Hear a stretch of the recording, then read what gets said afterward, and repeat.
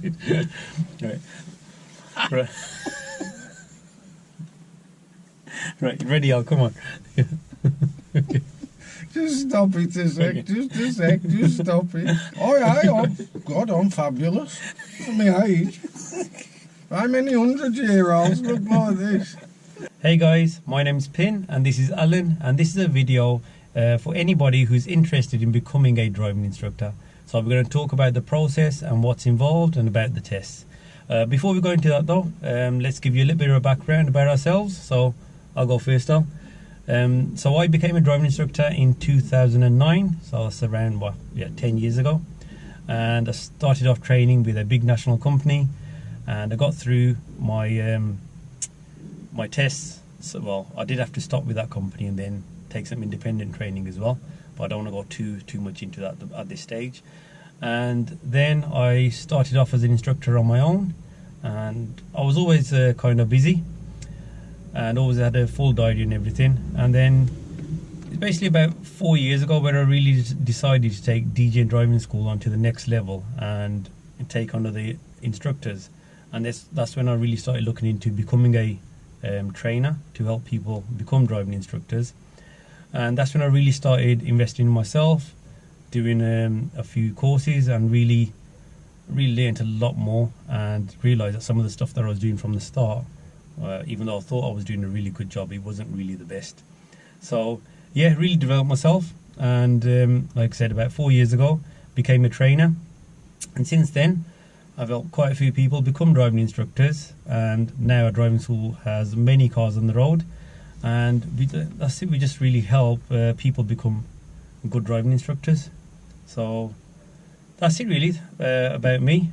And now Alan, let me warn you guys, before Alan starts speaking, he has got quite a strong black country accent, so I'm going to warn you in advance. Yeah, ready, Al? Carry on.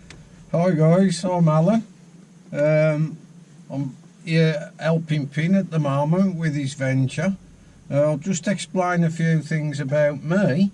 I did go to the same company to train as Pin. We was on the same course at the same time, so we really well know each other really well. That was when we started out, yeah, as instructors. Yeah, that's when we started as instructors. So when I started as an instructor, I did move on to a fairly big company in the West Midlands and went franchise, and I did work for them 8 years. I done all of my course. I done well on my part 3, which was the final piece, and then I went full time with a fairly big company, like I say, where I spent 8 years, and after 6 years they invited me to become a trainer. So I done some training, became an audit registered trainer, and I've been doing it for 6 years. I realised that I was absolutely full of work, got loads of work, so I decided to go independent, still training instructors, PDIs to be instructors, and still training pupils to pass the tests. It was going really well, and then Pin invited me on board to help him with his company to make it better, and since then it's been really good, and we're both doing really well together. Yeah, we are. We've put a good structure in place. We've got a good training program now, haven't we? We have. Yeah, we can both stick to. Before we move on, there was a couple of things that you mentioned there that a lot of people watching probably don't know what they mean. One was audit registered trainer. So what does that mean? Audit registered trainer means that you're officially registered to train PDIs. Some companies train PDIs and they're not audit registered. Sorry, let me put in, when you say PDIs, could you explain that? What's a PDI? A PDI is a potential driving instructor. So that's someone who's training to become a driving instructor, yeah? Okay. And because we have rigorous tests on being audit registered, me and Pin and both audit registered, ain't we, mate? Yep. We have a rigid test every 2 years to make sure that we're still to the standards. So I can guarantee they're being on the audit register with very good trainers. Yeah, and you don't. It's basically a voluntary scheme. Yeah, you don't have to be audit registered to train people, but we like doing it because it just it ensures us that we've got good standards, and it's nice to be. And a lot of people get scared of testing that, but now we're at that stage where we enjoy being assessed, and we love the feedback from the examiners, which is good. Good for us. We both enjoy what we do. We both don't mind tests of any description, and we always take on board the feedback that we get off senior examiners. Yep, that's how we learn. That's how we learned. Yep. Okay, right. So, shall we start talking about the process about becoming a driving instructor? Yeah, we can do that. Yeah. So, first thing for anybody who's interested in becoming a instructor is finding a good training company. Yeah, we always say just look out for reviews, recommendations, and just what other people say, really. Yeah. And that's one way. And then the other thing that you need to do once you've made the decision to become a driving instructor is to start the application process. And the first part of the application is to do a criminal record check, which is now called the DBS. Yeah. And once you do that, and that comes back clear, then you apply to the DVSA to become a driving instructor, and they give you a personal reference number. It's still a six digit. Yeah, and once you've got that, then that means that's your number for life. Yeah, you're on the register, and then you're allowed to take your tests. Yeah. And the first test, that's the Part 1 test. Yeah. Which you want to talk about that? Yeah. The first Part 1, is a theory test. It's based on 100 questions, whereas a normal theory test for a pupil to pass the test, they only have to do 50 questions. That's the learners, you mean? Yeah, the learners. Yeah. So the PDIs, potential driving instructors, have to take one that's 100 questions. They must score at least 85 on the first part of the test, which is the 100 questions. 85 out of 100, yeah. 85 out of 100. Yeah. And then when they take the second part of the Part 1, which is the hazard perception, it's based on 14 clips, 5 points for each clip. One clip's got 10 points, so there's 2 potential hazards in it. You must score at least 58 out of 75 to pass that part. I'm glad you remember that, because I didn't remember the numbers there. It's 58. Okay. And the hazard clips, guys, they're basically computer generated clips. Yeah, they're generated on a computer now. And as soon as you see a hazard, you just have to click. You click for the hazard, and then when the hazard actually develops, you click again for the points. And that's how you do it. Cool. And help-wise, training companies, how can they really help their PDIs much with the Part 1? They can help the PDIs with the Part 1 as regards the materials they give them. Yeah. Too many companies don't give enough information on Part 1. And I like to think that our company does really well with what we give to the PDIs to help them pass the Part 1. Yep. Example, they'll have 2 books on road signs, highway code. They get a really good video that's got all the questions on. Yep. I think at the moment it's about 1,300 questions. Yeah, you're doing that with the question bank, is you? Yeah. So you can see you do need good help to get through that part. Yeah, you do. But the key thing is revision. You've got to put aside the time to revise, because a lot of PDIs, they are like, when they have a training session, like, I haven't done much. I've been busy in that. Yeah, you've got to put the revision in on the theory, which you'll see later on when we talk about Part 3s. One of the standards on Part 3 is was the information comprehensive that the trainer gave? Now that's really important, because if you don't do your training very well on part one, then I'm sorry, but you're not going to be comprehensive with your information. And I'll be honest with you, you know, when I first qualified, studied with the theory, I just used the apps, and I didn't really read through my books when I first started. And when I was on the road teaching, people were asking me questions, and I didn't have the answers really. What I done, Pino, I've got to be truthful, I did stick out and learn a lot of it. Yeah. 100%. I mean, I never worry now about any question they ask me. Pupils. Yeah, well, and if I got an answer for any, I'll say, I want you to look in the highway code and see if you can give me the answer to that. And give them some homework, yeah? Yeah. Okay, right. So, part one, that's what's involved. And then once you've done the part one, that's your first test, then you move on to the second out of the 3 tests, which is known as a part 2. And what's a part 2 about? Part 2 is an advanced driving test, basically. Okay.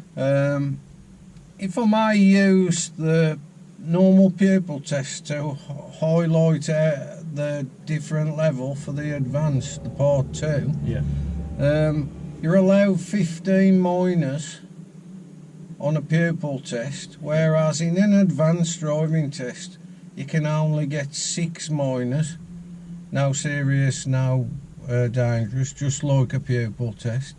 So you can see the degree of skill that's required for a part 2 is a lot more difficult than a normal pupil test. Yeah, so basically your driving's got to be at a really good standard. Your driving's got to be of a really good standard. When you take your part 2 test, the last thing the examiner will say to you before you drive off is, and please remember that your driving has to be of a really good standard. Yeah, because I think a lot of people that are trained to become instructors, you know, when they come from somebody else, or they've got a friend who's already a driving instructor, and they'll take a few lessons with them, but they're basically driving like a learner. They're not driving someone with a high standard. They ain't driving to a high. Mike said a good thing, I thought, Friday, about looking and planning well ahead. Yeah, just before going, Mike's one of the main examiners at our local test centre. Yeah. Mike's the senior examiner, ain't he, at our local test centre. Yeah, what did he say? He said, when we had a seminar with Mike the other week, that the basic difference with advanced drivers is they look and plan well ahead, more so than any other driver will, so that anything that's happening well ahead they can deal with easily within the time they get there. Yeah, true. And as the instructor, you've got to be planning ahead. You've got to be planning ahead well before you even think about saying something to your pupil. Exactly, because remember, you've got to plan what's going on ahead and then be ready to instruct your pupil on what's going on ahead. And if you notice something really late, there's no chance you're going to get your words out. That's it. That's true, because in that situation, it's just going to end in chaos. Yeah. But saying that, I feel it doesn't really take that many lessons to get someone to a high standard. No, it doesn't. Yeah. What I normally do is when I do a training session, I get the PDI to go home and train in their own car. While the next session, if they have put the work in. If they've put the work in, they'll be well on the road. Yeah. And then you take the next piece of it and you show them a bit more, and then they go away, practice themselves, and when they come back, I'm on the road to doing it. Yeah. So on this on the part 2 on the driving test, we get asked the show me tell me questions. Yeah. At the start. Yeah, they get 3 tell me questions, which just tell me. So an example of the tell me question, that's one like, could you tell me where would you find the information for the tyre pressure? That's it. Stuff and like that. what would you use to check the tyres? Yeah, so that's an example. And the show me question, what kind of stuff do you show me questions, you can get 2 show me questions while you're actually driving. So they're on the move, yeah? Yeah, on the move. You may be on the motorway, he might ask you about how do you set the cruise control. Okay. as an example. Yeah. And as another example, which one is less practical but still used, how do you wind the window down? Yeah. Yeah. Which might not seem very practical, but when you're looking and planning well ahead, Yeah. and you've got to... I find that with people who are trained to become instructors, they find that okay, but with learners, when you ask them to do it, the car's all over the place. What they say. Yeah, it is. Yeah. Okay, so... That's what files them, Finn, did you know? Yeah. So they start rushing into it. Yeah. They don't realise you can take your time. Yeah. Panic, or... Yeah, you don't have to rush I think for it. as soon as he says it, they got to do it. No.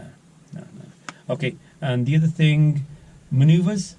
So, how many manoeuvres do you get on the part 2? Right, so manoeuvres, if we just recap the manoeuvres anyway, Yeah. you can get parallel park, Yep. That's when you pull up next to a car and then reverse behind it. And it won't be in between two cars, just No, behind one It'll car. only be behind one car. Yep. So you're allowed a full car's width between you and the car that you've just reversed behind. Cool.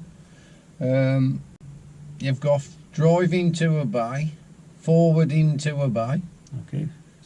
trying to keep between the lines. That's when they take you into a car park Yeah. and it's actually to park forwards into any bay. That's it. Yeah, and then They'll reverse back take you on to any sort of car park, supermarket example, or a B&Q even. Cool. And he'll ask you when you've stopped if you're happy with that. They don't all do that, but some of them do. And then when you're ready, they want you to reverse back out for them. Okay. Cool. You can get reverse into a bay, either from the left or right. Okay. Trying to keep between the lines again. Yep. Even if you're very close to the side of the lines, as long as you're between the lines, that's the main thing. Cool. Yeah. Another one you can get is drive over to the right hand side of the road when it's safe to do so. Pull up on the right, good look round, good observations, and then reverse back 2 car lengths. Okay. So basically, you'll be driving along on the left-hand side of the road like we do, and the examiner will say when it's safe to do so, just park up on the right on the opposite side of the road. That's it. So you'd pull up, reverse back a bit, and then just drive off again. Yeah. And that's one of the new maneuvers. Most examiners will tell you when you've reversed back 2 car lengths. Yeah. Do let you know. The reason being that most examiners know that not everybody knows what 2 car lengths is. Yeah, that's true as well. Yeah, it is true, I Yeah, know. yeah. I've asked. I asked them why they always tell them to stop. And they say, well, not everybody knows what 2 car lengths is. That's true. That's true. Said to me, what's 2 car lengths, Alan? I said, well, about 300 yards, eh? Okay, right. So the maneuvers out of these, so that's 4 maneuvers, yeah? Yeah. Okay. Out of the 4 maneuvers, how many maneuvers can a PDO You get on can the part get 2? 2 on a part 2. Okay. And you can get an emergency stop. That's an additional thing that doesn't count Yeah, as a that manoeuvre. doesn't count as a manoeuvre. Okay, so the emergency stop. Emergency is a stop is what it says, stopping in an emergency. But not everyone gets it. No. It's down to the And examiner. it's simulated by the examiner by checking round first to make sure it's safe. Right. Putting his hand up and saying stop. Cool. Okay, so that's it really, isn't it, about the Yep. part 2, yeah? Okay, so you're allowed 6 minor faults. Yep. If you get more than 6, you fail your test. Yep. And any 1 serious or 1 dangerous. You've Yeah. failed anyway. Okay, cool. What I will do is somewhere around this video in the description or the comments, I'll put a link to the actual test sheet, which gives you a lot of information about Right. each section and how it's marked as well. Yeah. Okay, just to help you guys out. Okay, and then once the part 2 is done, we move on to the part 3. Part 3. Yeah, so the part Yeah. 3 test. Yeah. So what's a part 3 test about? Right, a part 3 test. There is the final part of the test, and it's to see that you've got good instructional ability. It's based on 17 categories, 17 DVSA standards. So you must score a good score in each of the boxes for the DVSA standards. Okay, can I just come in there a second, yeah? Okay, so you know when Alan says these 17 different categories, yeah, what is on the marking sheet is actually stated what they're looking for. Yeah. So they've basically given us the answers to what they're looking for, whereas in the previous test, of what this test came out, the new test came out, what, about a couple of years ago now? About a couple of years ago. Yeah. Before this, it was just like a marking simulation. Yeah, a marking for each subject, and it wasn't in that much detail. Whereas this is in a lot of detail. Yeah, it's got each of the 17 categories What they're looking has for. got what I'm looking for. Yeah. As an example, was the routes satisfactory to the pupil's needs and abilities? Yeah. So basically, if the route was a route planned well, was it good enough for the subject we were covering? Yeah. Okay. So it's pretty good, I think. The marking, because it gives you a lot of information. Again, guys, I'll put the link down in the comments somewhere. Yeah. Yeah. Okay. So so they're basically testing how good you are at teaching, really. If you teach well, yeah. And so, what are the main things that the examiner looks for what happens is, you, the instructor, the PDI, will take a learner, on the Part 3 test, and the examiner will sit in the back. Will sit in the back, and he will assess your lesson. This is an hour long, Yeah. We've got to mention the Part 2 is also an hour long, your driving test, Okay.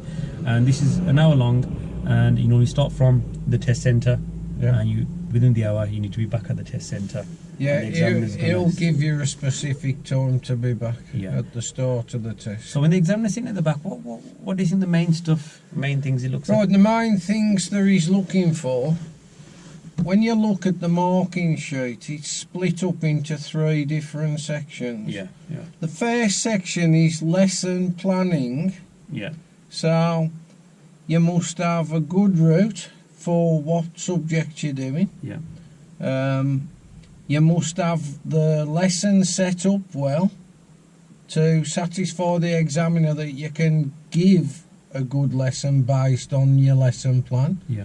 You must stick to the lesson plan unless you're going to adapt a lesson for a particular thing that's gone wrong. Yeah. But other than that, then the second section is risk management. Risk management meaning sharing the responsibility with the pupil based on their abilities. In other words, if they've had, say, 20 lessons, they should be responsible for themselves, with you only stepping in on any safety critical issues. So you're basically not helping them too much or too little, yeah. But when you've got somebody, say, who's a beginner, then for at least the first 4 lessons, you're going to be looking after their safety and other road users and pedestrians. And taking more responsibility. We will go through these sections in a lot more detail in future videos. We will, yeah. Okay, for now, we will keep going through this briefly. Yeah, but risk management is really important. Yeah, risk management is probably the most critical one. Yeah, because it does say in the back of at the back of the marking sheet that if you score 7 or less in that section, you're going to fail. It's an instant fail. Yeah, and the other way to fail your Part 3 test is if the examiner has to intervene on any dangerous safety critical issues. Yeah. So basically, risk management, you've got to show good awareness that you know what's happening around you. Yeah, and you're clear with your learner about where you're going to help them, where you're not. Yeah. And also, you're aware of what your pupil's about to do. That's right. Yeah. You've got to be tip top risk management. Yeah. And that's where your Part 2, where we're talking about your planning ahead. If your planning's good from day one, you're going to find it easier. I'm going to find easy risk management. That's it. Yeah. Okay. And then the final section is about instructor techniques. Yeah. Yep. Example, how you deal with your pupil, whether you make him feel comfortable while he's driving, them sort of strategies. So you're not shouting and screaming like you do? Yeah, not like I do, yeah. And you're not going to invade the space, so you ain't going to be shuffling your hands in front of them like that. Yep. So them are the sort of things. So you last three, your final part is about your ability to teach your pupil to drive her, basically. Now, each box has got marks, so it's got 4 boxes, 0 being terrible, 1 point being okayish, 2 being better and better, and 3 being really good. So in each section, the highest score you can score is 3. And 3. there's 17. So the highest mark you can get is 51. So you marked out of 51. Yeah. Yeah, and you need 31 out of 51. Yeah, you must get 31. Yeah. Which would be a B standard instructor. Yeah. Don't get put off by me saying B standard instructor. So when you say B standard, what Alan's on about is even us guys, we call them check tests. They're marked the same as a part 3. Yeah, it's marked exactly the same. If you get out of 51, if you get 43 or more, you get an A. You get an A. And if you get under that, between 31 and 43, then you get a B. So you're marked as a A or a B. But to be honest, when you're going for your part 3, as long as you pass, even if it's with a B, I'd be happy then work towards the A when you get your next check test. You may pass with low marks and not be very pleased, but you can always get better. Yeah, you can't beat self-analysis as an instructor. That's it. Yeah, as long as you're aware of what you could have done better. That's what we do in our training as well. Yeah, we get the PDIs to basically assess what they could have done better. That's how you get them to get better. Okay, cool. So that's part 1, 2 and 3. Yeah. So I wouldn't say becoming a driving instructor is really easy, because I think a lot of people get into this and they have no idea what's involved. And then I've had people come to me who have done their part 2 as well with their friend or whatever, and when they come to part 3, they're really shocked about what's involved. Or I've had somebody came to me who said they've already been for their part 3. I said, who did you take your training with? He said, I didn't have any training, I just went for it. And so obviously they're gonna fail less. And they got a chance. And basically when he found out that he had to, to be honest, training from scratch to become a driving instructor, I think everyone does require at least 40 to 50 hours of training. Easy. Yeah. So that is required. The better. And with us, we like people to know up front what's involved, what they're getting themselves into. See, I think we're thorough anyway. Yeah. Because when all the experienced trainers are now, I've spoke to their instructors and they ain't nothing like us, Pin. And that's good for us. I think we do a good job. Well, even now we're always improving. But the key thing is, if we always look back at ourselves and think, looking back at ourselves, we could have done way better there. We knew when we started as instructors. That's right. We were out on the road. We were thinking. We look back and think what we were doing. I've done it. I know. I've done it myself. But now between us, we've got 20 years of experience, haven't we? Oh, yeah. And it's with the experience we get better. So now we're at a stage. Well, we're at that stage where we think we're kind of doing. We know what we're doing. And I'd always say there's always room for improvement. I think where we're at now, we're comfortable with a new test. I feel comfortable with a new test. But there's still room for improvement for everybody. But I think because we've got a really good relationship with the examiners and our local test centre, like I said, we even had one of the main examiners come to our meeting on last Friday. Last Friday, and it's really good where we can just openly chat to them about any questions, anything that we need to know. We have all our instructors there; they can ask any questions. So that helps us a lot. It does. Yeah, credit to the DVSA. They're always willing to help, but there's a lot of instructors out there who are scared to ask questions or you haven't got to be like that with them. They openly say, just knock on the door. That's what you need to ask. Which is brilliant. So I think that's enough information for anybody who's looking to become a driving instructor. And remember, we'll have some useful links around the video somewhere. So that's it really. Hopefully you guys found that video useful, and we'll see you in the next video. Thanks a lot. Cheers, thank you.